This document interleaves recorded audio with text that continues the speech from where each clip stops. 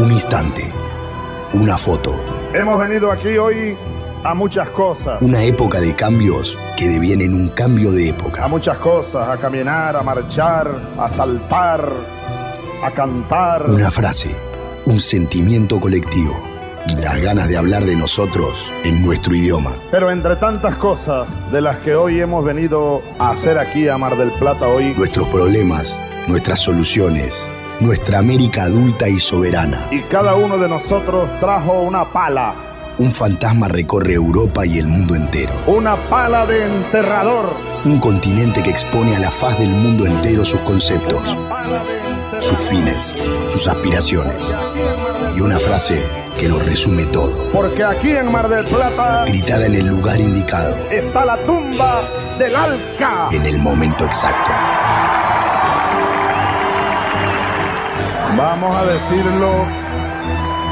Vamos a decirlo. Alca, Alca, al carajo. A partir de este momento, Alca, Alca, al carajo. las fronteras se abren y la patria se agranda. Esto es Al Carajo. Noticias, política y cultura de América. Esto es Al Carajo. Alca, Alca, Alca, al carajo. Alca, Alca, Alca, al carajo. Una conferencia para el respeto de la soberanía, de la independencia y de la autodeterminación de la República Bolivariana de Venezuela, de nuestro pueblo. Nicolás Maduro abre este capítulo 9 del 2023 de Al Carajo. Una conferencia para buscar el levantamiento de todas las sanciones, sin condicionamiento de ningún tipo sobre Venezuela. El presidente bolivariano hace referencia al encuentro con 20 países convocado en Bogotá por el presidente colombiano Gustavo Petro para buscar acuerdos entre el chavismo y la oposición venezolana. No aceptamos menos de esa conferencia de Bogotá, el levantamiento de todas las sanciones para que Venezuela tenga la libertad comercial, la libertad financiera, la libertad económica de su actividad normal, para poder recuperar todo lo que hay que recuperar en lo económico, en lo productivo, en lo social, para que se acabe el chantaje, la coerción, la coacción, la agresión permanente sobre nuestra economía, sobre nuestra vida social, el levantamiento de todas las sanciones sobre Venezuela, todas. No aceptamos menos, no nos transamos por menos, levantamiento de todas las sanciones. Noticias, música, política y cultura de América Latina y el Caribe en Al Carajo. Novena emisión del 2023, temporada 14, esta que acá estamos empezando. La voz de Nicolás Maduro, del presidente de Venezuela, sobre la reanudación de los diálogos con la oposición en esa mesa en Colombia, con Petro como anfitrión. Seleccionamos ese extendido como una suerte de editorial para el inicio de este programa, en esta oportunidad, porque ahí está la clave de todo lo que pasa en este continente.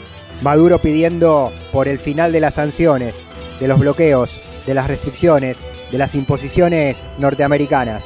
El gobierno de Biden, que fue a Bogotá y estuvo presente en esa ronda muy positiva, ya de por sí la convocatoria, y que se puedan sentar a dialogar antagonistas políticos, siempre es bueno que haya diálogo, que se reconozcan las elecciones, que se normalice la situación política venezolana. Le interesa a toda América Latina, le interesa a Estados Unidos, le interesa a Europa, le interesa al mundo, pero nada se puede hablar y nada puede avanzar con la pistola en la cabeza. Y Venezuela tiene la pistola en la cabeza por las restricciones a su comercio exterior, por la retención de sus riquezas depositadas en bancos internacionales, por la presión económica en contra del gobierno que perjudica al pueblo, y lo mismo le pasa a Cuba y a Nicaragua en la región y también a otros países del mundo que no están alineados con los intereses norteamericanos. Romper con esa lógica. Estados Unidos impone, Estados Unidos manda, y si no le obedecen, si no se encolumnan, Estados Unidos bloquea, Estados Unidos sanciona en nombre de la democracia. Veremos cómo avanza la situación en Venezuela en los próximos días, en las próximas semanas, rumbo a las elecciones del año que viene. Pero Venezuela somos todos en América Latina, somos todas las repúblicas, todos los países, todos los pueblos, más o menos sometidos, sea económicamente, sea comercialmente o hasta militarmente, por la bota norteamericana. Mi nombre es Pablo Daniel Ovín, encargado de la conducción y la producción periodística de este espacio radiofónico que compartimos semana tras semana, con información, con análisis, con voces y con identidad latinoamericana. Me acompañan, como siempre, Juan Francisco Martínez Pería en la sección de historia y Mavi Sosa para todos los contenidos culturales, música, comidas, literatura. Tenemos este año como compañía la novela Memorias de un cimarrón de Miguel Barnett, a la que nuestra compañera Mavi le pone voz en cada uno de los capítulos del ciclo. Y otra marca importante del sumario para esta oportunidad es Mesoamérica, el centro del continente. Vamos a compartir noticias en propia voz desde los territorios, a través de las radios comunitarias, campesinas, indígenas, populares y alternativas, directamente desde El Salvador, desde Honduras, desde Guatemala. Esa es la parte del mapa que pintamos y que ampliaremos seguramente a lo largo de los 60 minutos de radio aproximadamente que tenemos por delante. Esta producción se realiza desde los estudios de la Radio de las Madres de Plaza de Mayo de Buenos Aires, Argentina, y se transmite durante la semana y el fin de semana en distintos días y horarios en 50 emisoras de Argentina, de Chile, de Bolivia, de Uruguay y también vía YouTube en nuestro canal Al Carajo Radio, directamente para todo el mundo, sin fronteras. Tenemos Twitter, tenemos Facebook, tenemos Instagram como mecanismos de comunicación, de comentarios y de ida y vuelta con la audiencia. Por allí recibimos los mensajes y tenemos mucha pero mucha información que ya mismo empezamos a compartir. Viajamos por la patria grande, empezamos a desarrollar los primeros títulos en este noveno Al Carajo del 2013. Allá vamos. Del Atlántico a los Andes, del cerro a la cordillera. Al Carajo. Las noticias de América.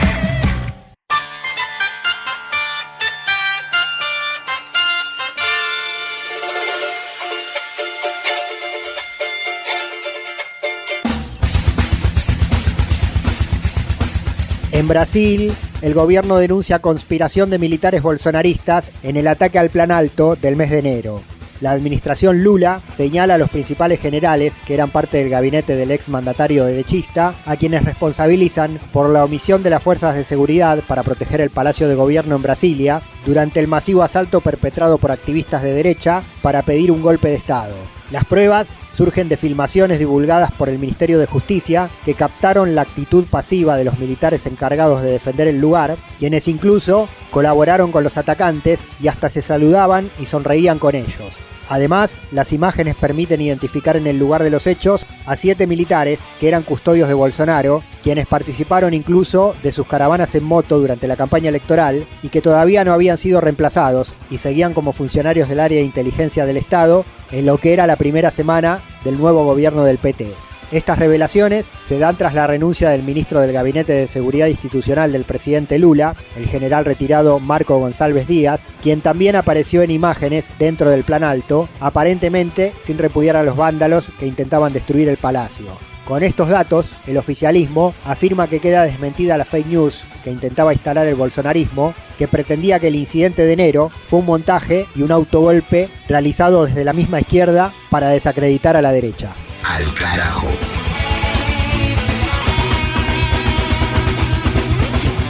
En Uruguay, rechazo al avance de la reforma jubilatoria impulsada por la calle Pou. La iniciativa fue aprobada con media sanción por la Cámara de Diputados, con 54 votos afirmativos de un total de 97, provenientes de la coalición de gobierno, integrada por el Partido Nacional, el Partido Colorado, Cabildo Abierto, el Partido Independiente y el Partido de la Gente. El proyecto original subía la edad de jubilación de 60 a 65 años, pero finalmente quedó en 63 por los cambios introducidos por los colorados en el debate artículo por artículo. En contra votó el Frente Amplio, mientras que en las calles se realizaron movilizaciones en oposición y un paro general de 24 horas. La convocatoria a la jornada de lucha fue realizada por la Intersocial, conformada por la Central Única Sindical de Uruguay, el PIT-CNT, junto con otras organizaciones sociales y populares. Denuncian que la reforma del presidente Lacalle Pou es un ajuste fiscal encubierto, ya que nació criticando un presunto déficit en el Banco de Previsión Social y otras instituciones públicas. Sin embargo, dice la oposición, en vez de mejorar la forma de financiarlo, termina recortando derechos de trabajadores y jubilados. Al carajo. En Chile se realizó el Foro de Países de América Latina y el Caribe sobre el desarrollo sostenible. El encuentro tuvo lugar en Santiago entre el 24 y el 28 de abril pasados, con la participación de más de 1000 representantes de gobiernos, instituciones internacionales, del sistema de Naciones Unidas, el sector privado, universidades y la sociedad civil. Entre otros temas de debate, se revisaron los avances y desafíos de la implementación de la Agenda 2030 para el Desarrollo Sostenible en el continente. La agenda incluyó 2 sesiones tituladas Acelerar la recuperación después de la pandemia de COVID-19 y propuestas para los objetivos Agua limpia y saneamiento, Energía asequible y no contaminante, Industria, Innovación e Infraestructura y Ciudades y Comunidades Sostenibles. La inauguración del foro estuvo a cargo del canciller argentino Santiago Cafiero por ejercer la Argentina la presidencia pro tempore de la Comisión Económica para América Latina y el Caribe, la CEPAL. Al carajo.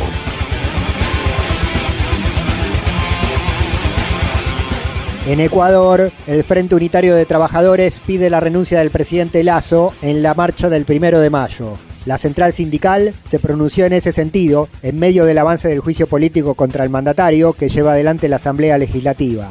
Además de por los actos de corrupción que se le imputan, el FUT pide su salida del gobierno por la crisis laboral, económica y de seguridad que atraviesa el país como resultado de sus políticas. Entre las consignas de la convocatoria a la Marcha del Día de los Trabajadores, los sindicatos ecuatorianos mencionaron el rechazo a los recortes en los presupuestos para salud, educación y seguridad social, y rechazaron también duramente las negociaciones que lleva adelante Lasso con el Fondo Monetario Internacional, buscando un nuevo préstamo que acusan profundizará la entrega de soberanía económica. Por último, en el documento del 1 de mayo, se llamó a derrotar las políticas neoliberales para defender el empleo, los salarios justos y la protección de las personas en estado de vulnerabilidad. Lo dice Marcela Arellano, ella es presidenta del Frente Unitario de Trabajadores del Ecuador. Demandamos al gobierno nacional políticas públicas que aseguren el fortalecimiento del aparato productivo para la generación de empleo, respeto a los derechos laborales y a los derechos sindicales, respeto a la seguridad. Es necesario que el Estado, que el gobierno nacional, que los actores sociales se pongan de acuerdo en una política pública que asegure, que cuide la vida de las y de los ciudadanos. Permanentemente estamos siendo víctimas de asaltos, de afectaciones a la vida por la delincuencia común y la delincuencia organizada. Somos las y los trabajadores los que estamos siendo presionados más por la delincuencia. Salimos a las 5 de la mañana de nuestras casas, retornamos muy tarde a nuestros lugares y eso ocasiona riesgos a la seguridad y a la vida. En lucha contra el neoliberalismo que plantee que los derechos de los y de las trabajadoras en el mundo del trabajo son derechos, no son privilegios. De norte a sur, de este a oeste. Al carajo. Un viaje por el continente. Nos prometieron que llegaría la alegría, pero mintieron, gobiernan pa' una minoría. Nos oprimieron con injusticias cada día, pero siguieron naciendo hijos de la rebeldía. Desde el vientre del pueblo nace la ciencia, formando conciencia en acción directa. Nuestra escuela es la realidad, teoría y práctica, y la organización popular en la táctica. Esto no es tan complicado, acá solo hay dos lados, rico y poderoso contra pueblo organizado. ¿Dónde estás tú?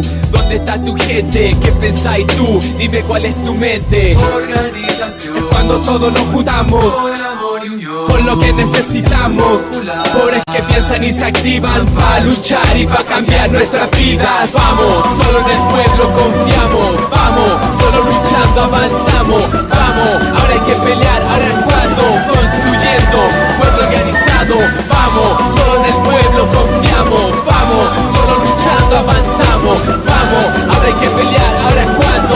Construyendo, pueblo organizado. Vamos. Vamos a hablar de historia ahora en Al Carajo. A veces lo llamamos y está en Argentina, a veces lo llamamos y está en Brasil, a veces está en México, a veces está en algún lugar del Caribe, dando clases o investigando o haciendo su trabajo de historiador.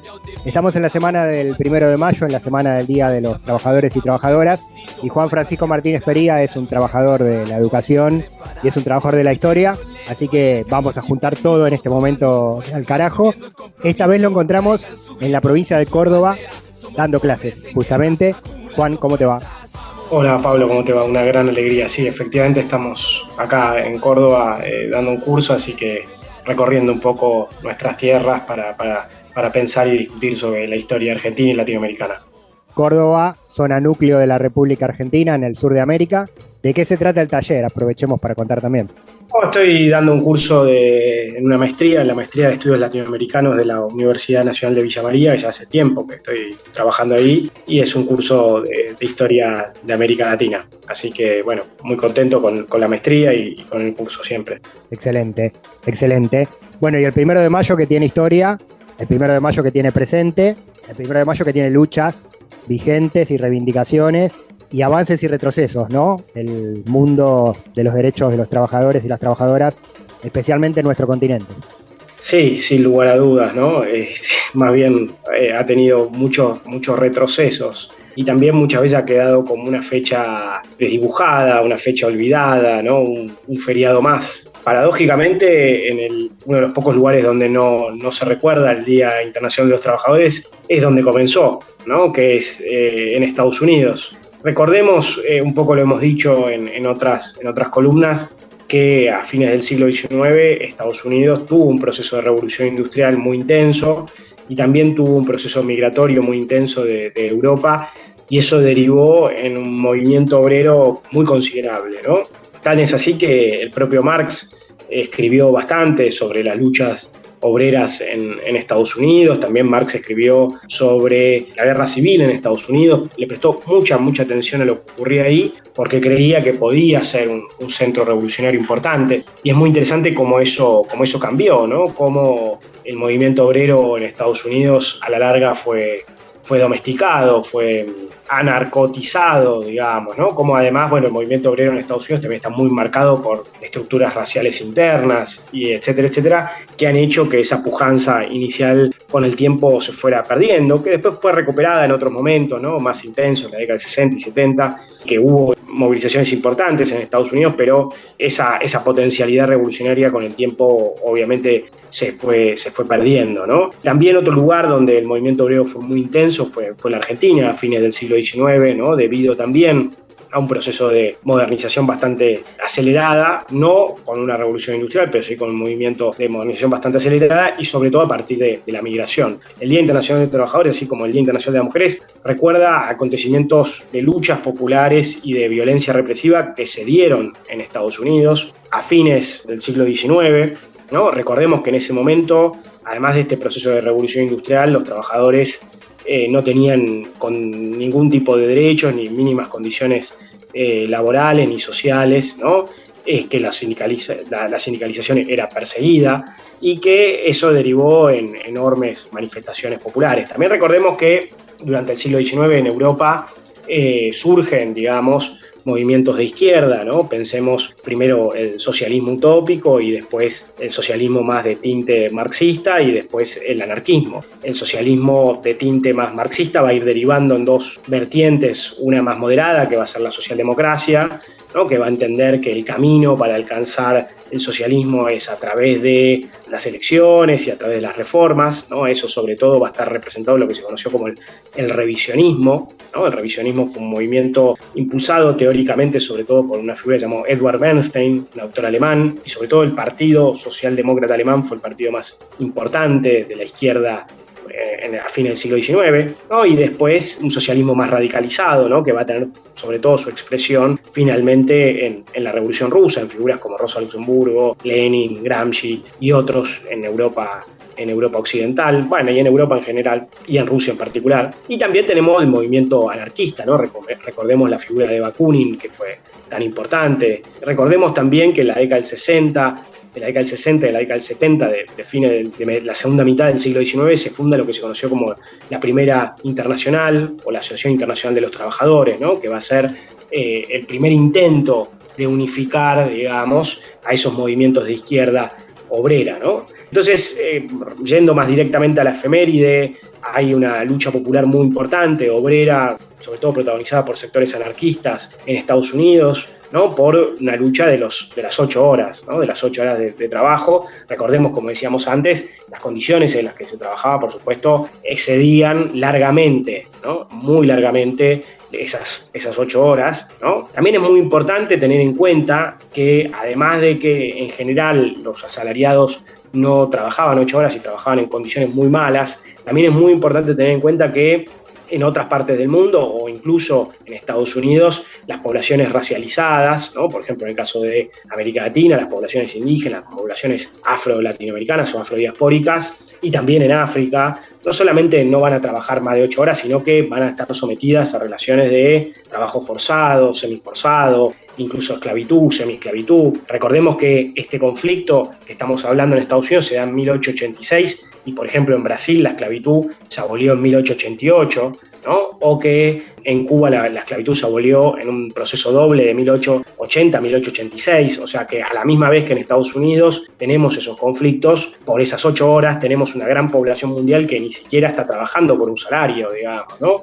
También recordemos que en Estados Unidos los trabajadores afroestadounidenses, a pesar de que se abolió la esclavitud, van a estar sometidos a formas de racismo y segregación muy intensa, ¿no? Y que incluso la esclavitud va a continuar de formas a veces muy mal, apenas disimuladas, ¿no? Pero bueno, en 1886 tenemos esta lucha popular, esta lucha obrera, que obviamente va a implicar una gran huelga, que va a terminar en una gran represión el 1 de mayo, y a los pocos días hay una nueva contraofensiva popular, obrera, que termina en el medio de un estallido de una bomba y eso termina en una gigantesca represión que deriva en más de 80 muertos y 200 heridos. Y además ahí está el encarcelamiento de los que se conoció como los mártires de Chicago, ¿no? Que al año subsiguiente, ¿no? Va a derivar en la ejecución, ¿no? De 4 de esos mártires de Chicago. Por eso, poco tiempo después, en 1889, la Confederación Internacional de los Trabajadores va a reconocer el 1 de mayo como el Día Internacional de los Trabajadores.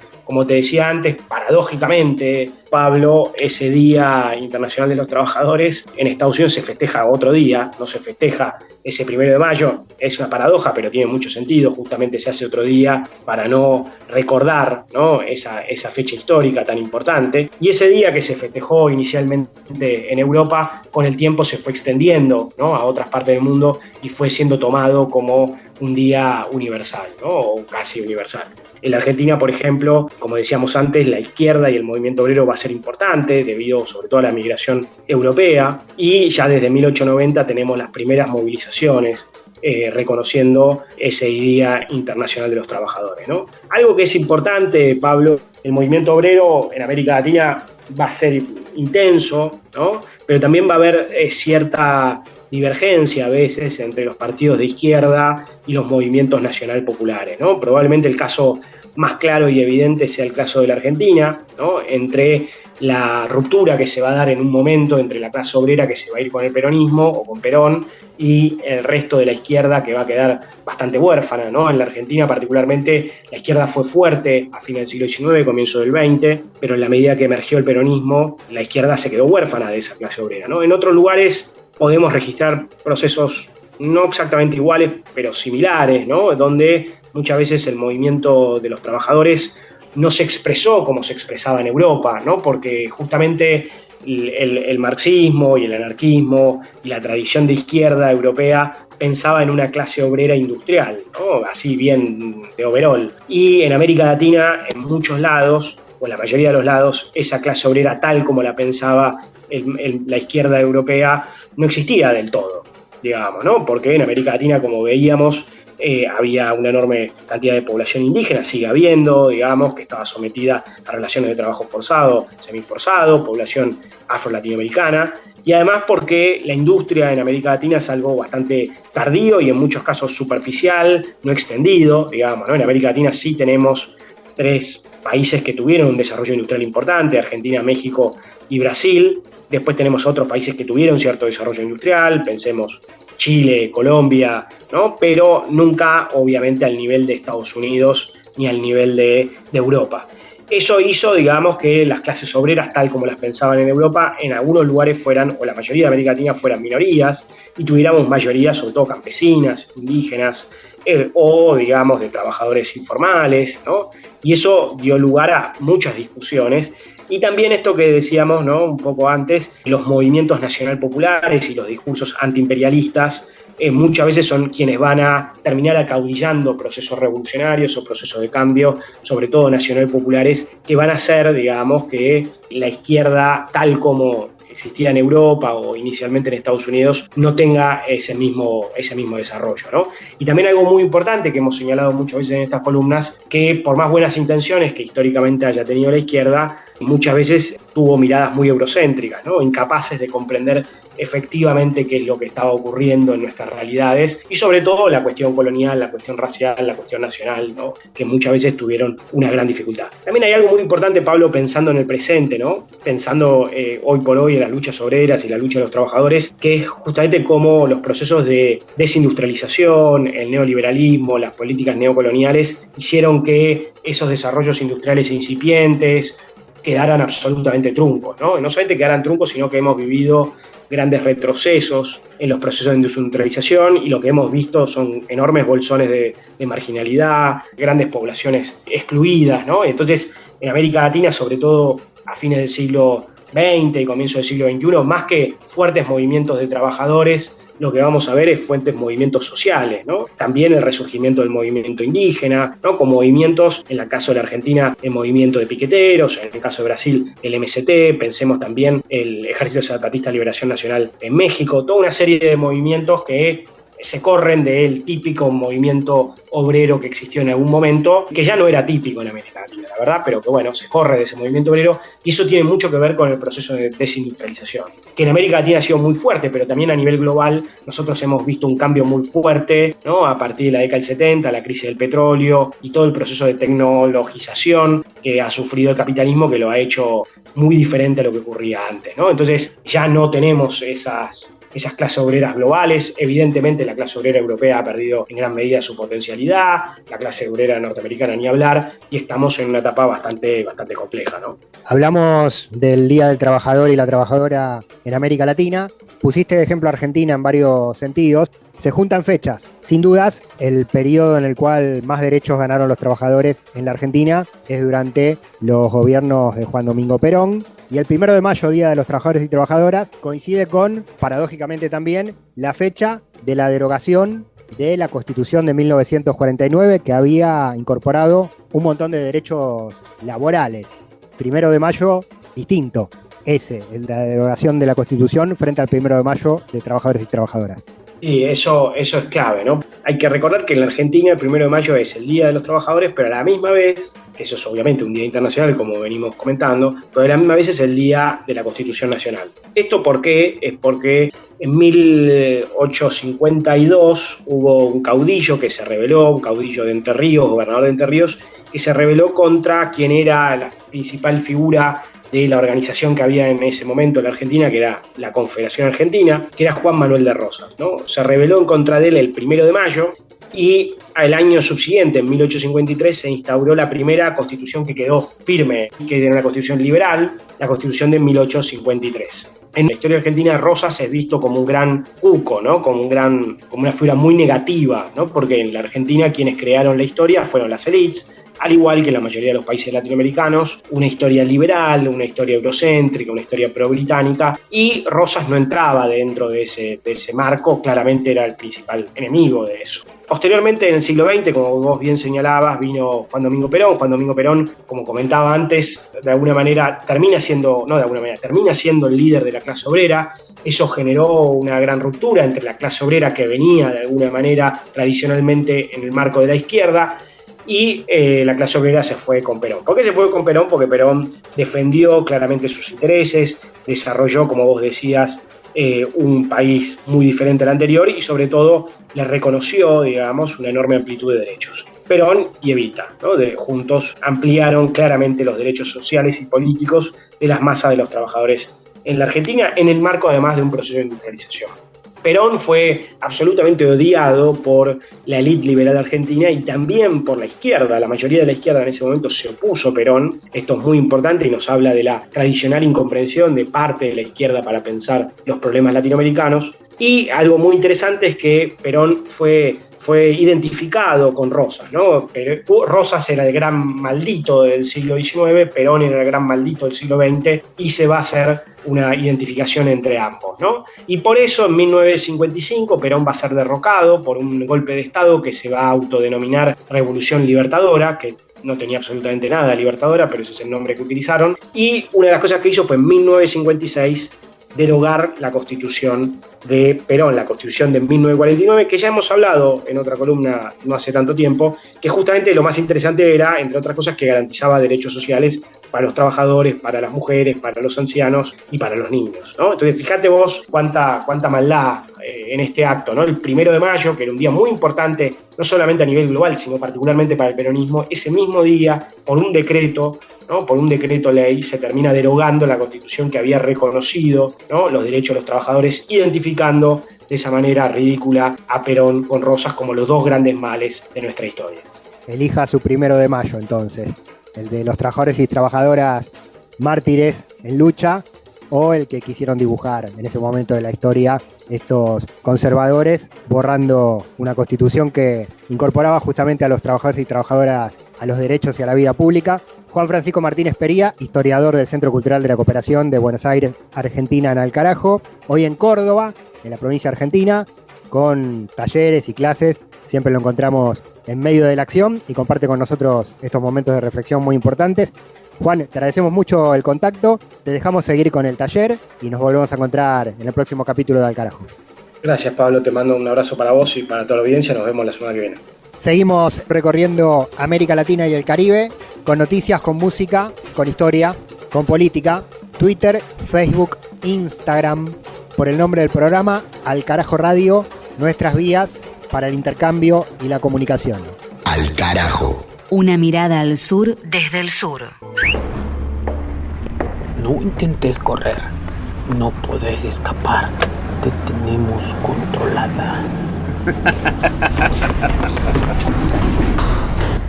¿A dónde me llevan? 36 años de guerra en Guatemala dejaron un saldo de 45,000 personas desaparecidas. De este grupo, 5,000 fueron niñas y niños. Las desapariciones siguen vigentes a pesar del fin de la guerra. De 2003 a 2018 se reportan más de 35,000 personas desaparecidas, siendo las niñas, adolescentes y mujeres jóvenes las más vulneradas. La desaparición forzada se sigue utilizando como instrumento de control social, infunde terror e inseguridad, lo que lleva a la sociedad a no movilizarse. El Estado debe cumplir su obligación constitucional de resguardar la vida de su ciudadanía. Debe combatir toda práctica que viole los derechos humanos. Este es un mensaje de la Federación Guatemalteca de Escuelas Radiofónicas, FEGER, y esta emisora. Alcarajo. Alcarajo. Identidad, música y cultura de América Rebelde.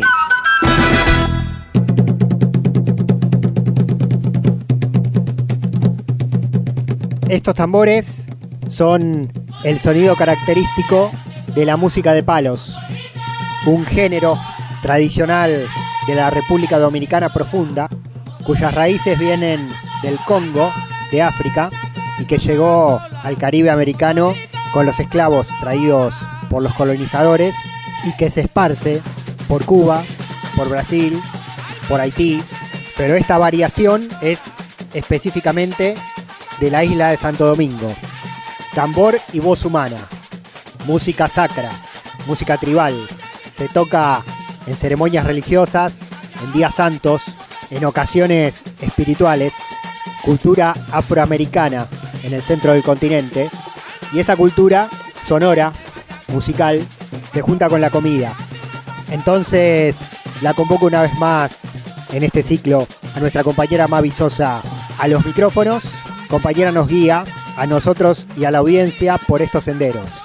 Hoy, Pablo, invitamos a cocinar una preparación típica de República Dominicana. Se trata de la bandera dominicana, un plato que se compone de varias preparaciones y que representa así un poco la historia gastronómica de este país.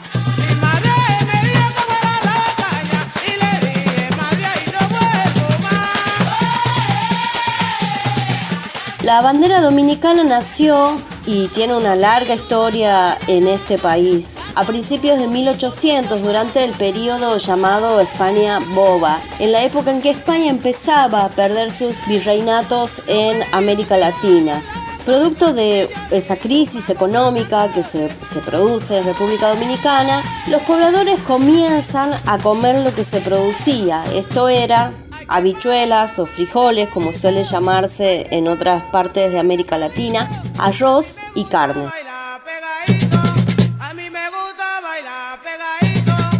Sin embargo, es un siglo después, ya a principios de 1900, cuando se consolida el nombre de bandera dominicana. En esa época es cuando crece, se le da un gran impulso a la industria arrocera y eso provoca un gran consumo en el país. Allí el plato termina de conformarse como el plato nacional y además adquiere el nombre de bandera dominicana un poco por la combinación de colores. Les cuento cómo se prepara la bandera dominicana. Tiene 3 preparaciones. Esas 3 preparaciones conforman un plato. Por un lado se prepara la carne, les cuento cómo es la preparación de esta carne. Hay que sazonar medio kilo de carne de vaca troceada con 25 gramos de aceitunas, unas cucharadas de aceite, un ajo triturado, pimienta, sal, ambas a gusto, una cebolla cortada en juliana, 2 pimientos verdes y orégano. Dejar marinar al menos 1 hora antes de cocinar. Calentar aceite en una cacerola, añadir media taza de azúcar y revolver hasta que el azúcar se disuelva. Agregar allí los trozos de carne que se estaban marinando y sofreír. Cuando la carne está marcada, está levemente cocida por fuera, añadir el jugo del marinado y reducir. Después añadir 2 tomates picados y una cucharada de pasta de tomate y cocinar hasta que la carne esté tierna, esté lista. Por otro lado, la preparación de habichuelas consiste en calentar el aceite, 2 cucharadas de aceite, añadir 500 gramos de chuletas de cerdo y freír. Cuando las chuletas comiencen a dorarse, añadir orégano, una cebolla picada, un pimiento verde en trozos, apio, perejil y ajo. Sofreír y luego añadir algún caldo, preferentemente un caldo de carne. Luego sumar a esta preparación 2 tazas de habichuelas rojas previamente hervidas y remover hasta conseguir la textura deseada. Al final, salpimentar.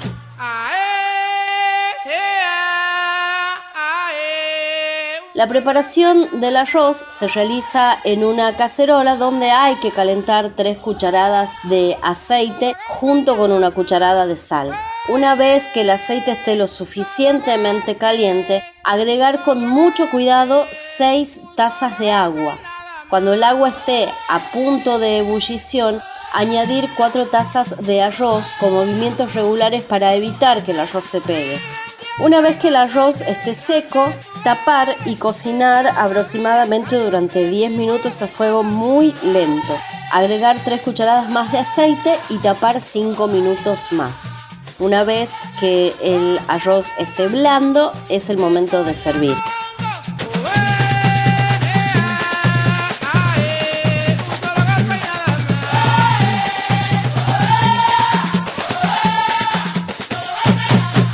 El emplatado consiste en juntar en un plato las 3 preparaciones y así se puede comer la bandera dominicana.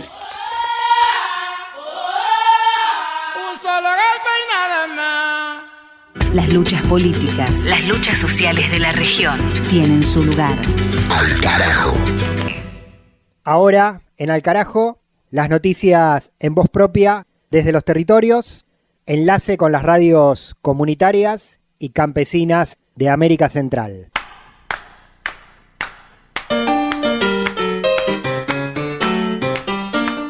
Primer reporte desde Honduras, donde se pide desde distintos sectores políticos, dentro y fuera del oficialismo del gobierno de Xiomara Castro, la aprobación del acuerdo de Escazú para proteger la labor de defensores y defensoras de derechos humanos. El informe es directamente desde Tegucigalpa, de nuestra compañera Yolani Pérez, periodista de Radio Progreso, desde Honduras. Saludos cordiales para ustedes y para quienes nos están sintonizando. Y es necesario continuar presionando por la aprobación y la ratificación del Acuerdo de Escazú, sobre todo en Mesoamérica, donde se concentre la mayor cantidad de países que no están dando seguimiento a esta herramienta en protección de los bienes naturales y de los territorios. Y hay un componente sobre la realidad de los defensores y las defensoras, lo que debe motivar a la firma de este acuerdo. Escuchemos a Carlos Aguilar, coordinador de Justicia Climática de Oxfam en América Latina y el Caribe. En este momento, nuestra apuesta está colocada alrededor del tema del Acuerdo de Escazú, que como usted sabe es un acuerdo que gira en torno a los temas de participación, transparencia y información, acceso a la información. Tiene un componente relacionado a defensores y defensoras y por eso nos parece un instrumento sumamente importante en el contexto centroamericano, en el contexto de toda la región de América Latina, pero en Centroamérica en particular. Y esa es una de las razones por las cuales hemos estado haciendo una apuesta importante a nivel de la región en torno a este acuerdo, y tanto para buscar la firma, ratificación e implementación del mismo. Entonces, por eso es que en este momento estamos insistiendo mucho en la importancia de los mecanismos de protección y en cómo lograr que estos mecanismos, además de que sean aprobados por los estados, pues supongan todo un fortalecimiento de las organizaciones indígenas y al mismo tiempo suponga instituciones y financiamiento para la implementación adecuada de las medidas de protección que se requieren. Recientemente se conoció que ya Belice forma parte de los países que lo ha aprobado, que lo ha ratificado. ¿Cuántos más hacen falta en la región, Carlos? Faltan varios países a nivel de la región. El caso, yo diría, más grave en este momento es el de América Central, donde prácticamente solo tenemos Nicaragua y Belice, como decía usted ahora, que recientemente ratificó, pero todavía no tenemos la ratificación en Honduras, ni en El Salvador, ni en Guatemala, ni en Costa Rica. Entonces nos encontramos en una situación bastante compleja en la región en materia de derechos humanos, y se expresa también alrededor del tema del Acuerdo de Escazú, y eso nos tiene muy preocupados. En los próximos meses se va a celebrar incluso una reunión de la Red Centroamericana por el Acuerdo de Escazú, y va a ser muy importante el apoyo y el impulso que se le pueda dar a todo este esfuerzo por avanzar en la ratificación, pero también en difundir la posibilidad de cómo usar este instrumento en defensa del ambiente, pero también de las personas que están luchando por proteger sus territorios y los bienes comunes. El Acuerdo de Escazú sobre el acceso a la información, la participación pública y el acceso a la justicia en asuntos ambientales en América Latina y el Caribe fue adoptado por un conjunto de países en la localidad de Escazú, Costa Rica, el pasado 2018. Y ahora nos vamos hasta El Salvador. La noticia tiene que ver con la lucha por la educación pública, accesible e inclusiva para todos y todas, en un país que atraviesa un panorama muy complicado en este tema, y lo vamos a encarar en la propia voz de los estudiantes y las estudiantes del país centroamericano. El informe educativo sobre El Salvador lo produce y lo lleva al aire Andrea Molina, que es estudiante de la carrera de Comunicación de la Universidad Nacional de El Salvador, la única universidad pública del país, en consulta, en diálogo, en una entrevista con Oscar Picardo, investigador y científico social de esa misma Casa de Altos Estudios salvadoreña. Adentrándonos en el tema de la calidad educativa que actualmente se vive en el país, creo que es necesario conocer en qué situación nos encontramos con el sistema educativo a nivel general. ¿Cree que existen deficiencias en él? Bueno, las características y problemas del sistema educativo salvadoreño están relacionadas por ciertas variables, unas que tienen que ver con calidad, en términos muy amplios. Otro gran tema es cobertura, el acceso al sistema educativo. Otro tema importante es infraestructura, que también digamos, habla mucho de las condiciones. Y después hay otros problemas vinculados a todos estos tres ejes que acabo de comentar, que tienen que ver con las condiciones docentes. Y así hay muchos parámetros que tienen que ver con la eficiencia del sistema educativo, el presupuesto, por ejemplo. Nosotros invertimos ahora, nos estamos acercando al 5% como porcentaje del PIB. Volviendo a la comparación, que es cruel, pero siempre se compara, Costa Rica anda cerca del 8%.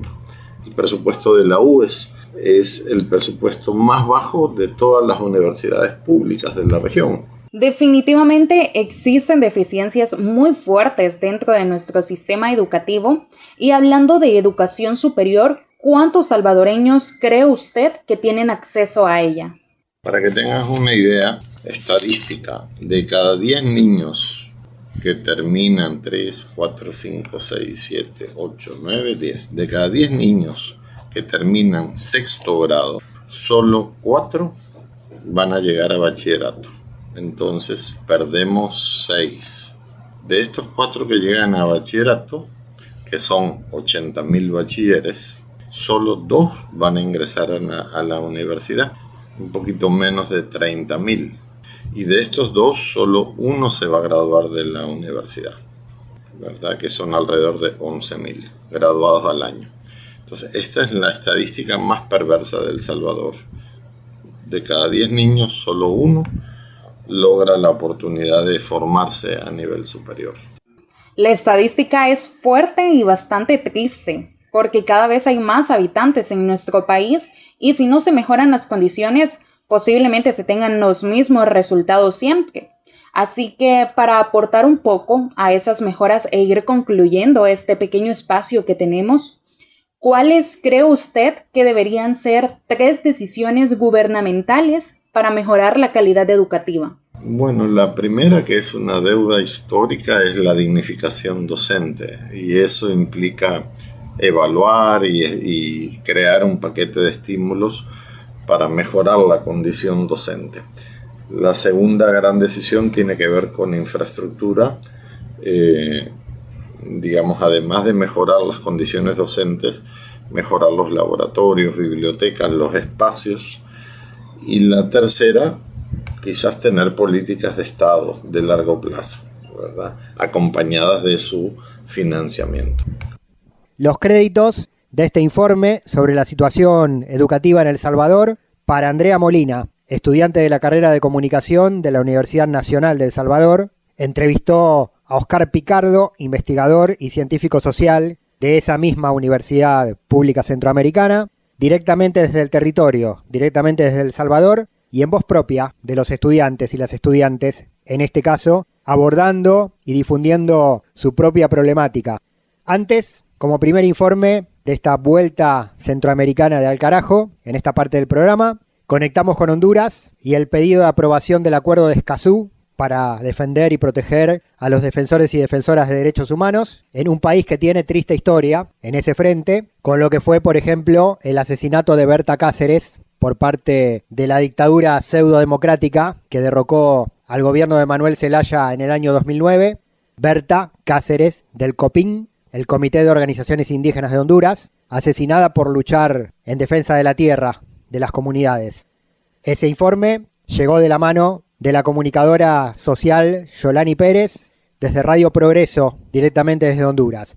Y nos quedaba en agenda y en la pauta radial de este capítulo de Al Carajo un contacto con Guatemala, pero por cuestiones de tiempo nos va a quedar pendiente para una próxima emisión. Nos quedan minutos nada más y no queremos dejar afuera la literatura. Así que, de inmediato, a la Biblioteca Universal Latinoamericana de Al Carajo, abrimos nuestro libro 2023. Mavi Sosa lee Memorias de un cimarrón, del cubano Miguel Barnett.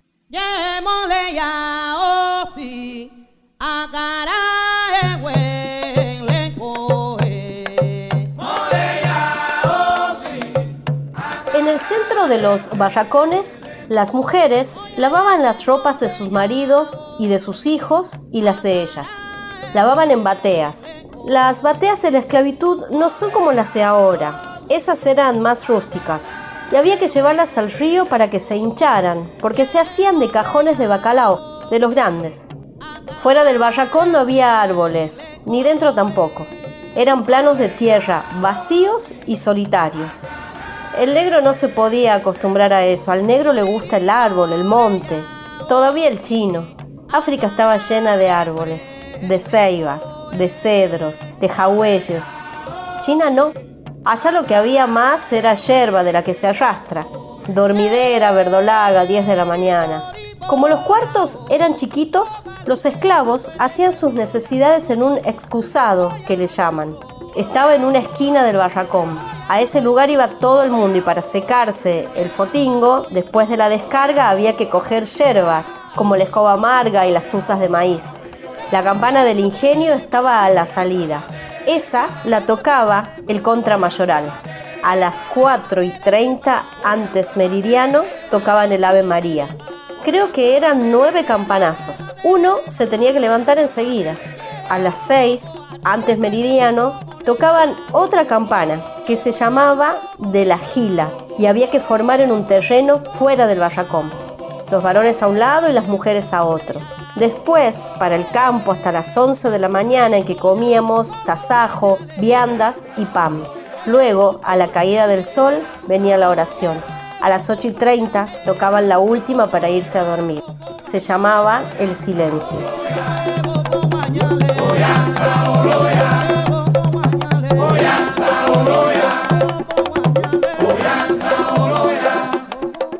Al carajo. Aquí se queda la clara, la entrañable transparencia de tu querida presencia, comandante Che Guevara.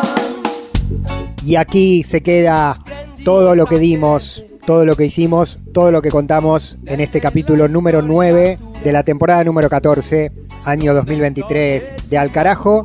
Noticias, política, cultura, música, información, luchas sociales, reivindicaciones históricas, identidades culturales. Hicimos este programa Mavi Sosa en las lecturas, en las comidas y en las canciones latinoamericanas, Juan Francisco Martínez Pería en la historia, Pablo Bin mi nombre en la conducción y producción periodística, y los compañeros y compañeras de las radios y las organizaciones de América Latina y el Caribe, medios comunitarios, rurales, campesinos y movimientos sociales, barriales y populares de todo el continente, que nos aportan en propia voz su relato, su mirada de la realidad, de su propia realidad, que es nuestra también. Este programa se emite todas las semanas en distintos días y horario en distintas señales radiofónicas, cerca de 50 radios de Argentina, de Bolivia, de Chile, de Uruguay y también en nuestro canal de YouTube, Al Carajo Radio. Desde allí disparamos las transmisiones en vivo los fines de semana y después giramos por las distintas emisoras del continente en el horario y día que cada una elige en su grilla de programación. Recorrido que pueden hacer también ustedes. Si tienen ganas de buscarnos y encontrarnos, seguramente lo van a poder hacer. El origen de esta producción es en el sur del continente, desde la Radio de las Madres de Plaza de Mayo de Buenos Aires, Argentina, compartiendo con todas las emisoras comunitarias, universitarias y públicas de los distintos países que nos dan un lugar. Nos despedimos, hasta la próxima, en este aire, en esta señal. Nos vuelven a escuchar en exactamente una semana, mismo día, misma hora y mismo dial que en esta oportunidad. Hasta entonces será, esto fue Al Carajo, temporada número 14. Seguiremos recorriendo América Latina y el Caribe, juntos, juntas. Hasta pronto. Querida presencia, comandante Che Guevara, de tu querida presencia, comandante Che Guevara.